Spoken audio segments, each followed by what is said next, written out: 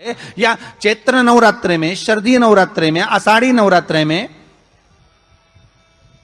आदिक पौष नवरात्रे में हम शंकर की, हम जगत जननी जगदम्बा की जब स्थापना करते हैं, या हम नूतन घर का प्रवेश करते हैं, या गणेश जी की स्थापना करते हैं, या कोई दुकान को प्रवेश करते हैं, या कोई शुभ कार्य करने के लिए अग्रण्य होते हैं, तो हम कलश की स्थापना क्यों करते हैं? आज शिव महापुराण में शुरुआत में अपन शिव और पार्वती की यही संवाद को लेकर चलते हैं।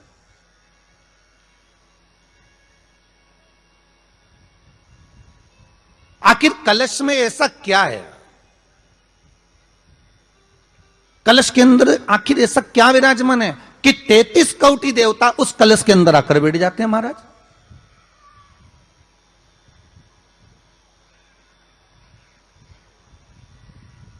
आप कोई यज्ञ करने जा रहे हो, आप कोई पोथी पुराण करने जा रहे हो, आप कोई अच्छा कार्य करने जा रहे हो, तो ब्राह्मण देवता कह देते कलश की स्थापना होगी, कलश की शोभा यात्रा निकलेगी, कलश यात्रा निकलेगी, कलश विराजमान होगा। और आज हर की पौड़ी पर, प्रयागराज में, या उज्जैनी में, नासिक में जो बड़े बड़े कुंभ के मेले होते, कुंभ का मतलब भी तो कलश से होता है। उसकी महत्वता क्यों है? उस कुंभ की, उस घड़े की महत्वता कहां से प्रकट हो गई?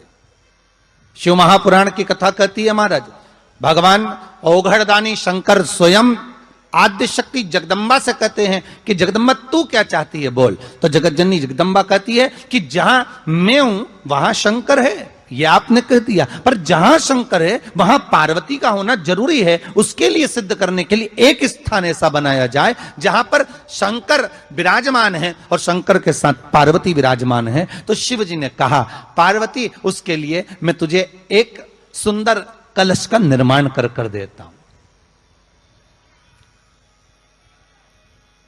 दुनिया का रचनाकार, दुनिया की रचना करने वाले महाराज, संपूर्ण ब्रह्मांड की रचना करने वाले, जिनको भगवान शिव ने स्वयं ब्रह्मदेव से कहा है कि ब्रह्मा जी तुम सृष्टि खंड को आगे बढ़ाइए, सृष्टि की रचना करिए। और आज ही के दिन, यही चैत्रीय प्रतिपदा के दिन, यही इसको कहते हैं नया संवत्सर, नया वर्ष। हिंदू धर्म में क्यों कहा जाता है? आज ही के दिन ब्रह्मा जी ने महाराज सृष्टि की रचना करना प्रारंभ करा था। आज ही के दिन भगवान शिव और ब्रह्मा का संवाद हुआ था। सीधे भगवान शंकर ब्रह्मदेव के पास जाकर बोले थे, हे ब्रह्मदेव आप सृष्टि की रचना करिए। तो ब्रह्मा जी ने पूछा था, सारे नक्षत्र आपने बनाए, सारे दिन आपने बनाए, सारी घड़ियां आपने बनाई, सारा पल आपने बनाया, मनुष्य की श्वास गिनती, काउंटिंग, अर्थात मनुष्य के शरीर की रोमावली, ये सब आपने निश्चित करी है। नीम की बंदरवन, ये गुणी पूर्णिमा का जो दिन रहता है, चैत्री नवरात्रि जिस दिन प्रारंभ होते हैं, नया संवत्सर जिस दिन प्रारंभ होता है, उस दिन नीम के पत्ते की बंदरवन लगती है, जो नवरात्रि के 9 दिन तक दरवाजे के बाहर लगी होती है, जिससे घर में कोई नई बीमारी प्रवेश नहीं करती, वो बीमारी बाहर निकल जाती है। इसको नीम के पत्ते की बंदरवन। मैं बेटा बेटियों से कहूंगा, नवयुवक बच्चों से कहूंगा, अगर आप कंपटीशन एग्जाम में बैठ रहे हो, अपनी पूरी मेहनत करो, पूरा परिश्रम करो, रात दिन एक करो और लगे रहो। और 9 दिन तक नवरात्रि में 9 लाल फूल की 9 पंखड़ियां, या 9 कोई भी चावल लाल कलर में कर कर, कुंकू में कर कर, अगर मां जगत जननी के मंदिर में नहीं जा सकते, मां भीड़ रहे, तो शिवलिंग की जो जलाधारी है, जहां पानी गोल घूमता है, इस जलाधारी पर कहीं पर भी नवरात्रे में 9 दिन तक या तो लाल फूल की पंखड़ी 9 या 9 चावल के दाने लाल कलर कर कुंकू में, लाल चंदन में उस स्थान पर चढ़ाना प्रारंभ करो। 9 दिन के बाद तुम्हें 15 दिन और निकलेंगे, उसके बाद तुम्हें खुद लगेगा कि तुम्हारी जॉब, तुम्हारी नौकरी तुम्हारा बाबा ने लगाया है। नवरात्रे में जितनी शंकर की आराधना कर सकते हो उतनी करो। शंकर की आराधना करने से नवरात्रे में शक्ति का बल बढ़ता, शक्ति का। क्यों गुरुजी नवरात्र में शंकर जी की आराधना क्यों करना चाहिए? हमने कहा अगर माता रानी से जो मांगना है तुम्हें, अगर तुमने रोज नवरात्रे में शिव जी की आराधना करिए, शंकर की कथा सुनिए, शंकर की आराधना करिए, शिव स्तुति करिए, शंकर को एक लोटा जल चढ़ाया, मां आद्य शक्ति तुम्हारे पर कृपा करेगी। क्यों? क्योंकि जिस स्थान पर शिवलिंग रखा होता है और जो हस्त कमल है वो माँ पार्वती, जगत जननी, दुर्गा, भवानी है। जब हम जल चढ़ाते हैं माँ आद्य शक्ति अम्बा जगदम्बा 64 योगिनियों पर वो जल चढ़ जाता है और जगत जननी नवरात्र में प्रसन्न हो जाती है। वो जल की इतनी महत्वता है। आद्य शक्ति को प्रसन्न करना है, नवरात्र में शिव जी को जल चढ़ा।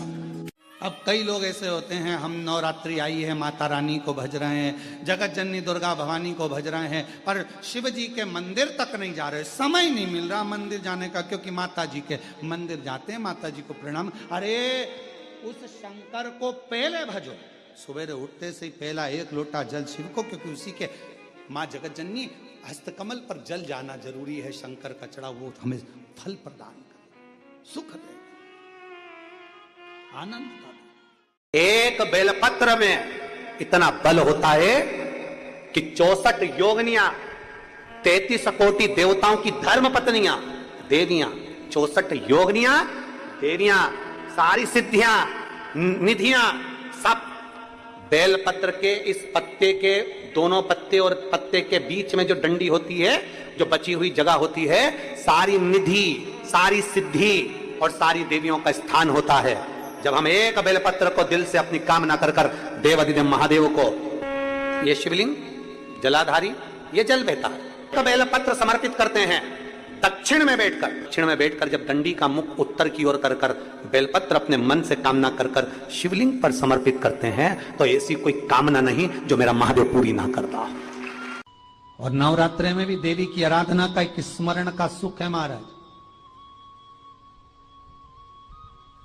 ज्योत का विधान है, नवरात्रि में देवी की ज्योत लगती है, अखंड ज्योति लगती है, जवारे बुआए जाते हैं, कलश लगता है। ज्योत का भी विधान है, जिसके यहां दिया अखंड जलाया जाता है, अगर वो दिए की बाती अगर दक्षिण दिशा की होती है तो उसके घर में साल भर में एक घात जरूर होती है।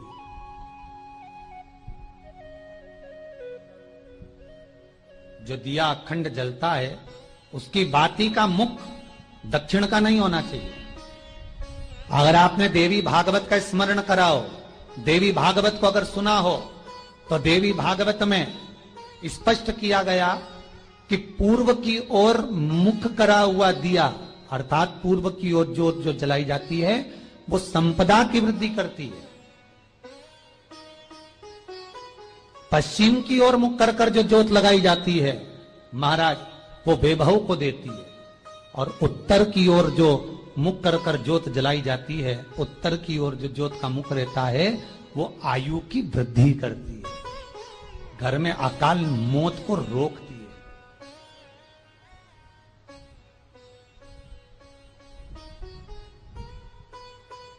यात्रे का जो भाव तत्व है उसको भी अच्छे से समझ लेना।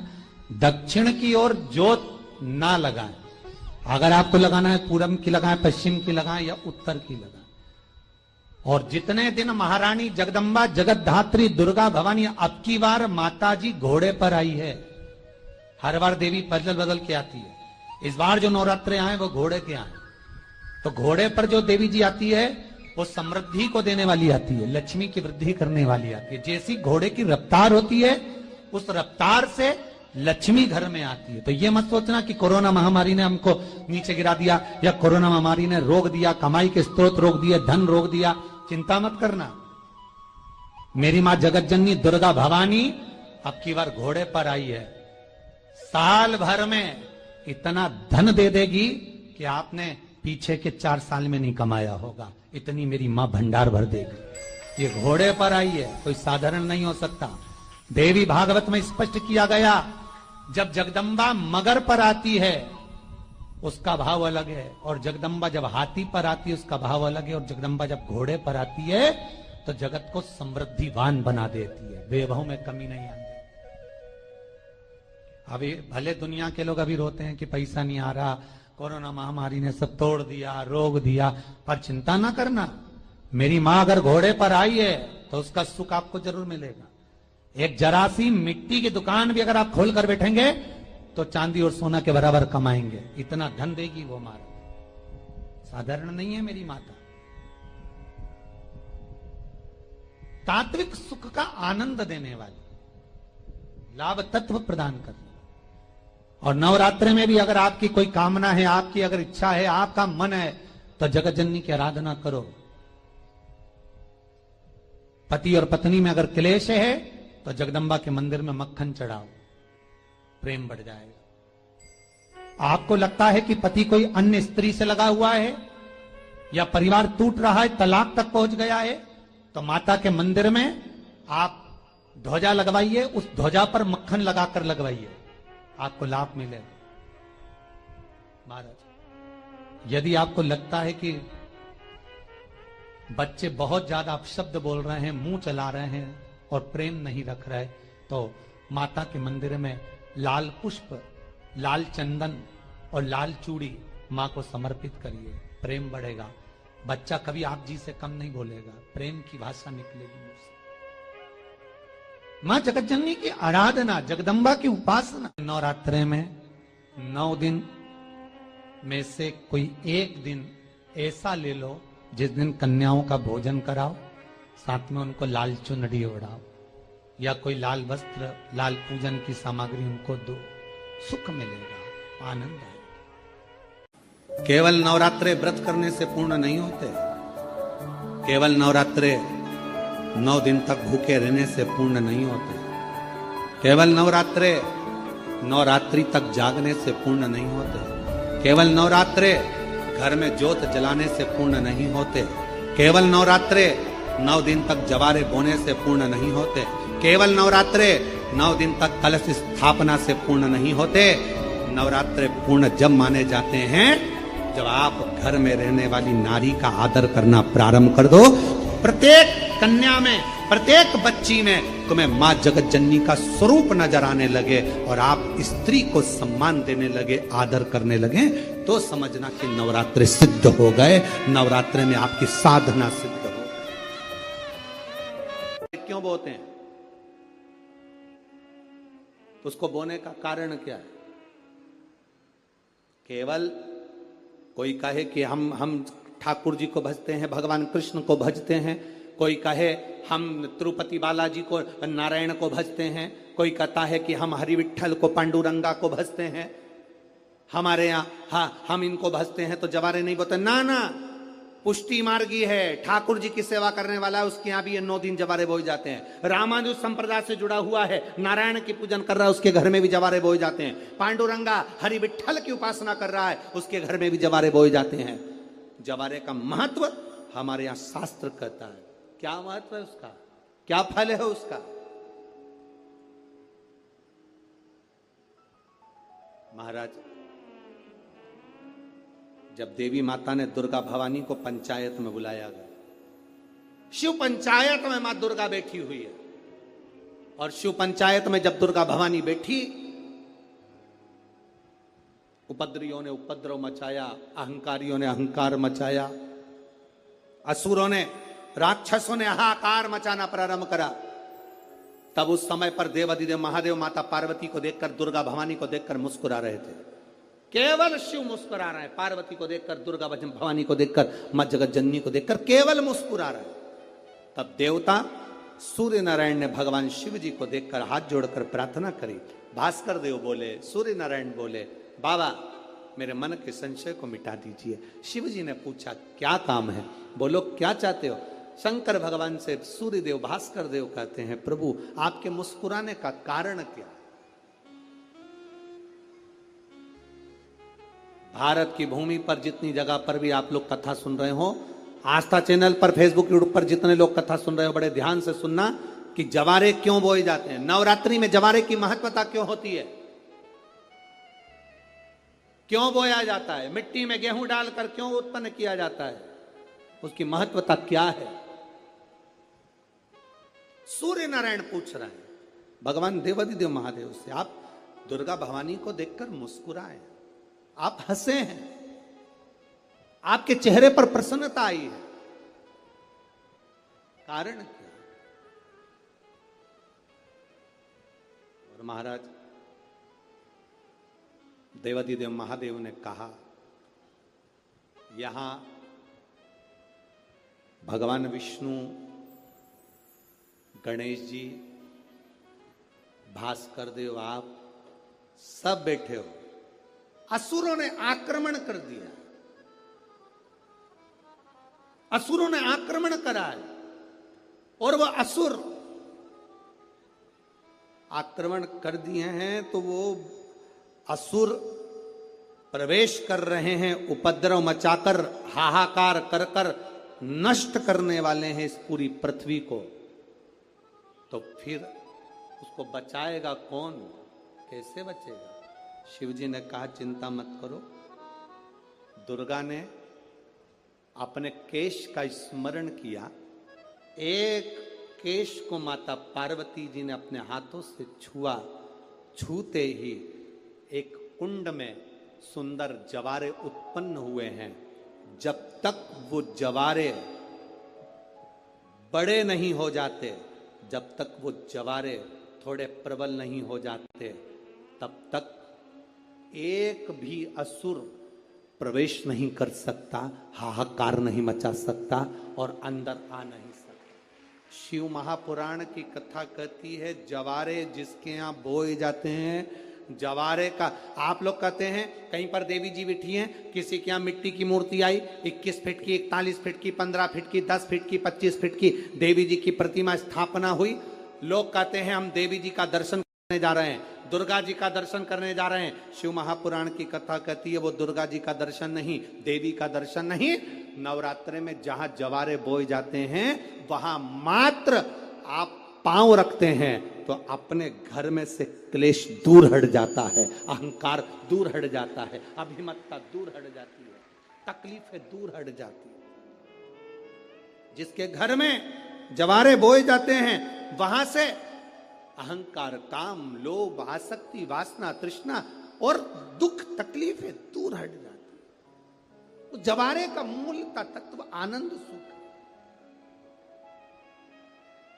महाराज उसको समझने वाला समझ सकता।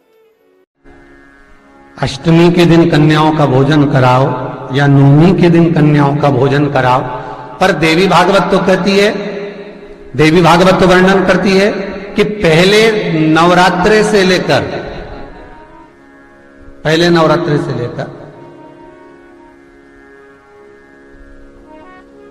नौमी तिथि तक जितने दिन देवी के होते हैं, प्रत्येक दिन में आप किसी भी दिन कन्याओं का भोजन करा सकते हो, पहली रात्रि से लेकर, पहला दिन से लेकर।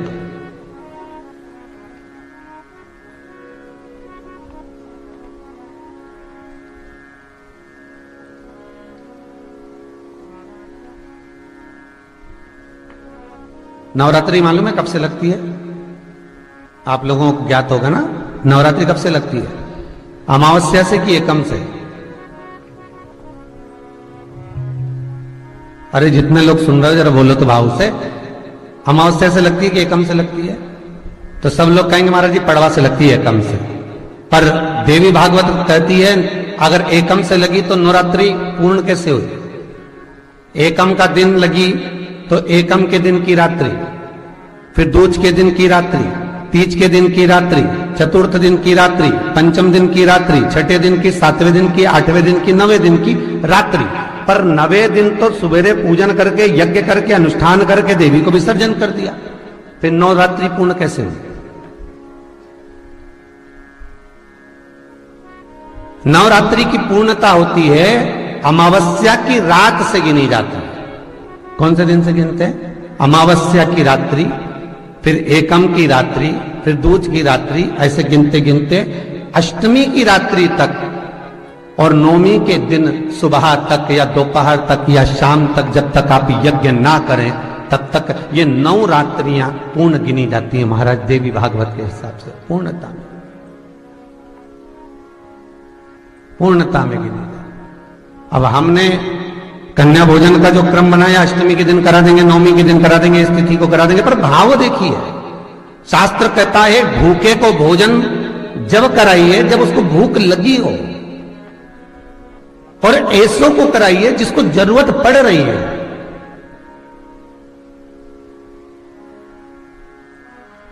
एक नवरात्रे में जो पंचमी तिथि होती है नवरात्रे की जो पंचमी तिथि है, उस पंचमी तिथि के दिन अशोक सुंदरी का जो स्थान होता है उसको समझिएगा थोड़ा सा। जैसे ये शिवलिंग है और ये जलाधारी है भगवान शंकर की। ये शिवलिंग, ये जलाधारी, और जलाधारी में जो जल बहता है उसमें बीच में जो मोटी सी लाइन रहती है वो अशोक सुंदरी होती है। जैसे कई बेटे हैं, बेटियां हैं, कोई व्यक्ति व्यापार चालू कर रहा है, कोई व्यक्ति अपना नया भवन निर्माण कर रहा है, नए भवन में जा रहा है, या कुछ अच्छी दुकान खोलना चाह रहा है, कोई अपने लक्ष्य पर पहुंचना चाहता है और पहुंच नहीं पा रहा, तो जो शारदीय नवरात्रे आते हैं, इस शारदीय नवरात्रे में जो मां आद्य शक्ति की पूजन की जो पंचमी तिथि होती है, इस पंचमी तिथि पर अशोक सुंदरी वाली जगह पर, जो अशोक सुंदरी का स्थान है, वहां पर लाल पुष्प एक समर्पित करें। जो जलाधारी है, मां पार्वती, जगत जननी, जगदम्बा, अम्बा, भवानी मैया, दुर्गा का हस्त कमल, इस पर 7 जगह पर कहीं पर भी लाल चंदन की बिंदी 7 स्थान पर कहीं पर भी रख दें, और 1 लोटा जल शिव जी को पंचमी के दिन, नवरात्रे की, शारदीय नवरात्रे की पंचमी के दिन कामना करते हुए उत्तर की ओर मुख कर कर, अर्थात यहां बैठते हुए शिव जी पर जल चढ़ाना प्रारंभ करें, और अपने मन की कामना कहकर बाबा के पास में जो लाल पुष्प समर्पित करा है, उस पुष्प को अशोक सुंदरी वाली जगह से वापिस लेकर आ जाए। जिस लक्ष्य को आप पाना चाहते हो, अच्छी पढ़ाई कर रहे हो, खूब अध्ययन कर रहे हो, खूब मेहनत कर रहे हो, खूब पढ़ो, कोई दुकान खोल रहे हो, व्यापार चालू कर रहे हो, कोई नया कार्य चालू कर रहे हो, उस पुष्प को अपने स्पर्श कर कर या उस पुष्प का दर्शन कर कर आप एक बार जाकर देखो, आपको उस मंजिल तक मां आद्य शक्ति दुर्गा भवानी शिव पहुंचा कर शंकर में। और एक निवेदन करूं आप लोगों से कि बन सके दुर्गा सप्तशती का पाठ अगर करते हो या दुर्गा सप्तशती को आप पढ़ते हो, तो हिंदी का उसमें नीचे लेख आते रहते हैं, बहुत सारे वर्णन आते हैं, उसका भी पढ़ेंगे तो उसमें बहुत सारी बातें आपको बहुत अच्छी अच्छी, देवी भागवत में, दुर्गा सप्तशती में, इनमें बहुत सुंदर सुंदर कल्याण का, यदि गीता प्रेस गोरखपुर से जो कल्याण निकलती है, उस कल्याण का यदि देवी अंक अगर आप पढ़ेंगे माता दुर्गा भवानी पर, बड़ा सुंदर, उसमें भी बहुत सी चीजें, मां आद्य शक्ति की आराधना की, साधना की, पूजन की पद्धति बहुत सुंदर, उसका ध्यान करें। शिव से कुछ, अगर भगवान शंकर की हम आराधना कर रहे हैं, भगवान शंकर से अगर हम कुछ पाना चाह रहे हैं, तो भगवान शिव की सबसे पहले उससे साधना करो, शिव को पहले अपना बनाओ।